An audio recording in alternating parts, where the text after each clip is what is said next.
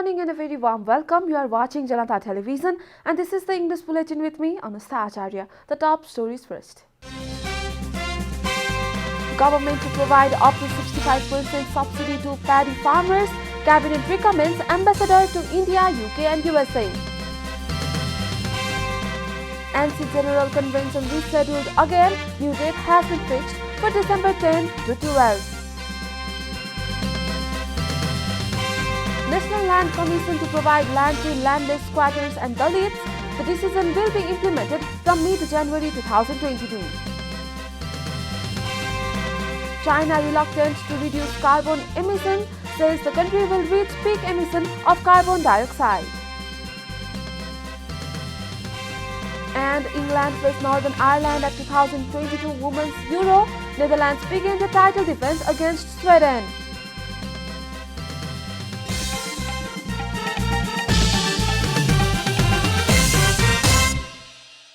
And now the news in detail.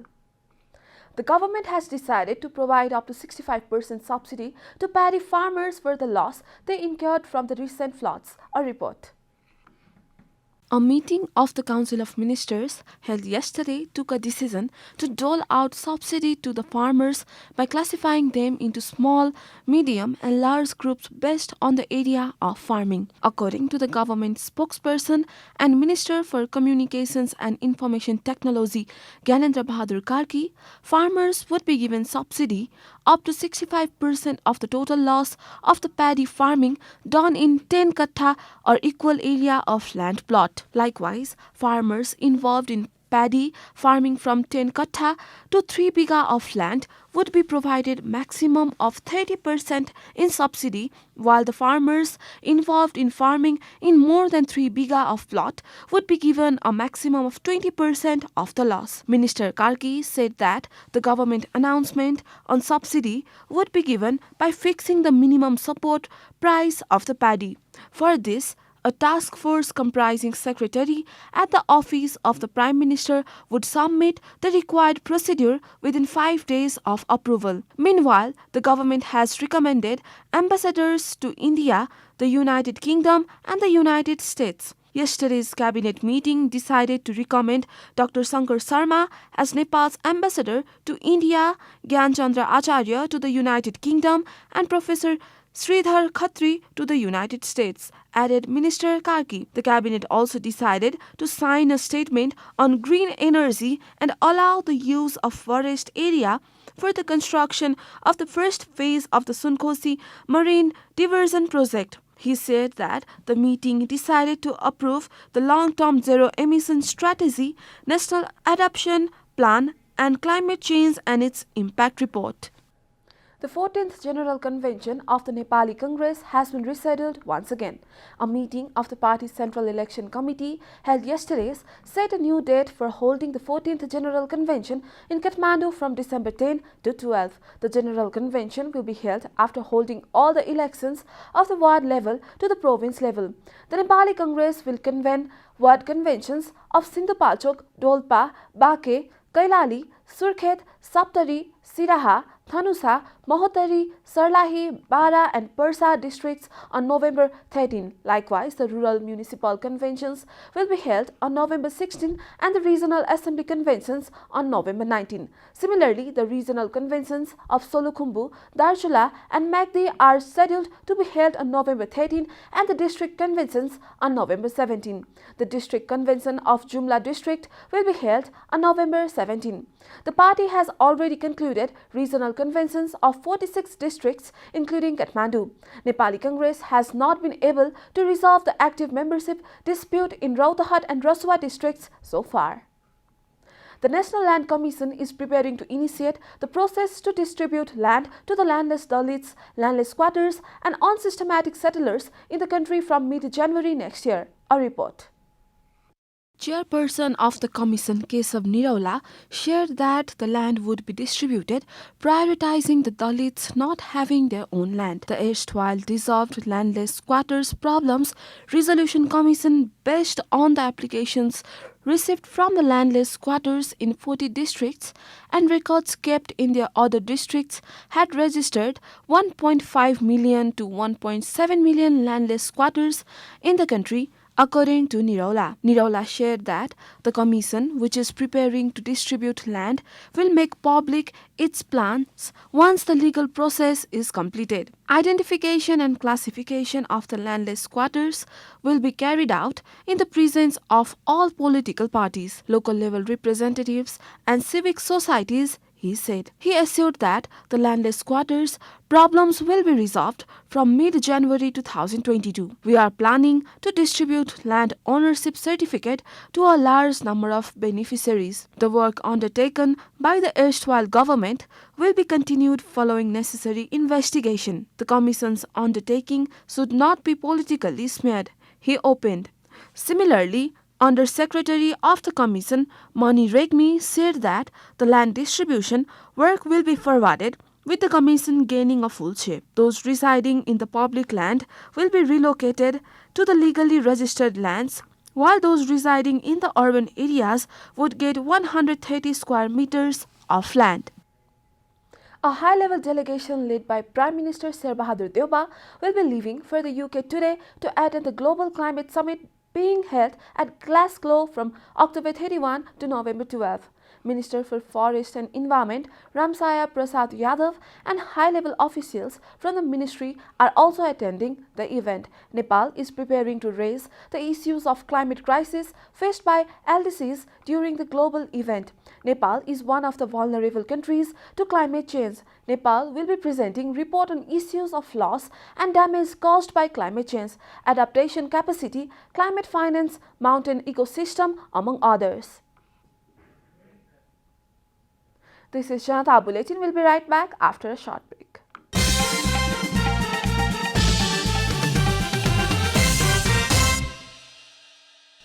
Welcome back after the break. We continue with other national news. The government yesterday confirmed 582 new cases of coronavirus across the country. Following the latest round of tests, the total cases of coronavirus in the country have climbed to 811,407, while the number of active cases has slightly dropped to 10,236. The death toll from coronavirus has climbed to 11,382 after the virus claimed 2 more lives yesterday. Nepal is currently among top 45 countries that have been most affected by the pandemic. The USA tops the list with over 46.68 million confirmed cases, followed by India with over 34.24 million cases.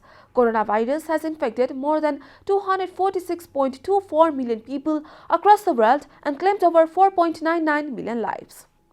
Newly appointed Chief Minister of Bagmati Rajendra Pandey took oath of office and secrecy yesterday. The CPN Unified Socialist leader replaced Astalakshmi Sakya, leader of the main opposition CPN UML, as the new Chief Minister of Bagmati Province. Province Chief Yadav Raj Sharma administered the oath of office and secrecy to Pandey amid a function in Hetauda yesterday.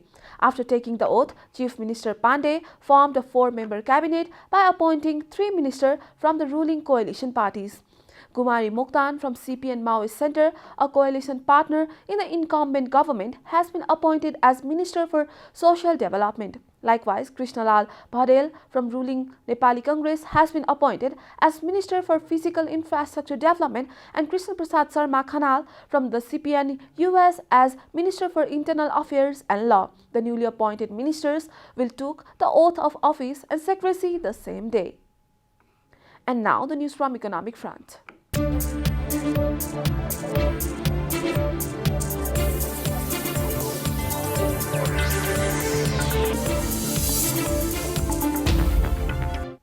The government of Nepal has jointly launched the Nurturing Excellence in Higher Education program in collaboration with the World Bank. A report. The World Bank said in a statement that the program was jointly launched on October 26 by the University Grants Commission under the Ministry of Education, Science and Technology and the World Bank. According to the statement, the 5-year program aims to improve the quality and labor market relevance of Nepal's higher education, scale up collaborative research and online learning, and expand access to academic institutions for underprivileged and vulnerable students from disadvantaged areas. Investing in human capital from early childhood to higher education is the key to helping young people in Nepal realize their development potential. The statement quoted Education Secretary Ram Prasad Thapalia as saying this program will help strengthen the higher education sector in collaboration with industries and ensure students across Nepal, including those from disadvantaged groups, have access to quality higher education. The Nurturing Excellence in Higher Education program builds on the success of earlier higher education projects in Nepal to align its higher education sector with labor market needs, boost collaborative research and entrepreneurship, improve governance, and enhance access to quality higher education in general and especially for disadvantaged students. The COVID-19 pandemic has created strong incentives to expand online platforms and bending learning, which the program will help scale up across all universities in Nepal, the World Bank said. The program will also expand targeted scholarships to disadvantaged students to pursue labor market driven academic programs and support equity grants to higher education institutions in needy and disaster affected areas in Nepal. By improving access of students, especially those from disadvantaged communities, to quality higher education and skills that are in demand in the labor market, this program will support Nepal's COVID-19 recovery, said Faris Haraj Jarvis, World Bank's country director for the Maldives, Nepal and Sri Lanka. Time for a short break here at Janata Bulletin. Stay tuned for international news.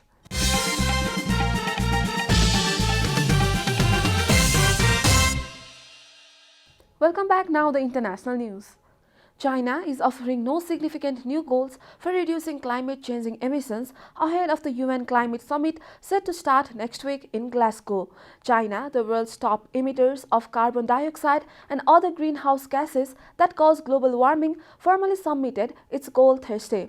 The highly anticipated announcement includes targets previously established in speeches by President Xi Jinping and domestic policy documents. China says it aims to reach peak emissions of carbon dioxide, which is produced mainly through burning coal, oil and natural gas for transportation, electric power and manufacturing before 2030. The country is aiming for carbon dioxide neutrality to net emissions of carbon dioxide before 2060. It's not surprising, but it is disappointing that there wasn't anything new in terms of goals, said Joanna Lewis, an expert in China, climate and energy at Georgetown University. Lewis said the document released today gave more detail about China will meet these goals. However, by measures including increasing its wind and solar power capacity as well as carbon absorbing forest cover. Climate experts says key questions about China's future carbon emissions remain unanswered. You are watching Janata Bulletin, and now the latest from the world of sports.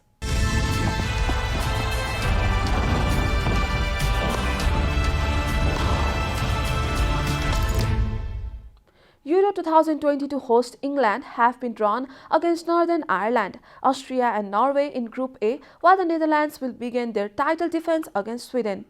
England, the fifth highest ranked side in the tournament, will take on Austria on the opening match at Old Trafford on July 6. Serena Wiesmann's side will face Norway at the Amex Stadium on July 11 before playing Northern Ireland in the final group game at St Mary's on July 15. Northern Ireland under Kenny Seals qualified for first major tournament finals in their history with a playoff triumph over Ukraine in April. They took on England at Wembley last Saturday with substitute Beth Mead's hat-trick giving England a 4-0 win. Germany, Denmark, Spain and Finland make up Group B. The Netherlands, Sweden, Switzerland and Russia are in Group C, and Group D consists of France, Italy, Belgium and Iceland. We are at the end of Janata Bulletin, and the headlines once again. Government to provide up to 65% subsidy to paddy farmers. Cabinet recommends ambassador to India, UK and USA. ANC General Convention rescheduled again. New date has been fixed for December 10 to 12. National Land Commission to provide land to landless squatters and Dalits. The decision will be implemented from mid-January 2022. China reluctant to reduce carbon emission, says the country will reach peak emission of carbon dioxide. And England faced Northern Ireland at 2022 Women's Euro. Netherlands begin their title defense against Sweden.